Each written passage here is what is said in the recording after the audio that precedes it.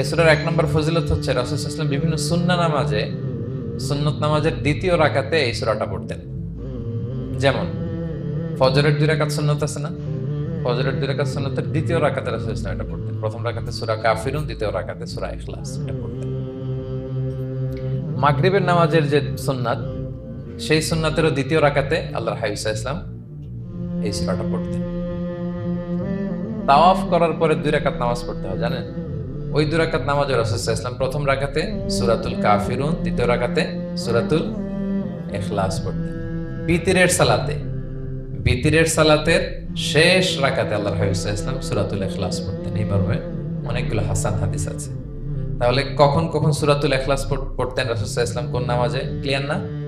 ফজরের ২ রাকাত সুন্নত নামাজের শেষের রাকাতে, মাগরিবের 2 রাকাত সুন্নত নামাজের শেষের রাকাতে, তাওয়াফের পরে যে 2 রাকাত পড়তে হয় শেষের রাকাতে, বিতিরের সালাতের শেষ রাকাতে।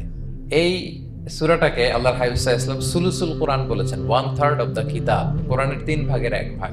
সূরাতুল ইখলাস তা'দিলু সুলুসাল কোরআন। সূরা ইখলাস হচ্ছে কোরআনের 3 ভাগের 1 ভাগ।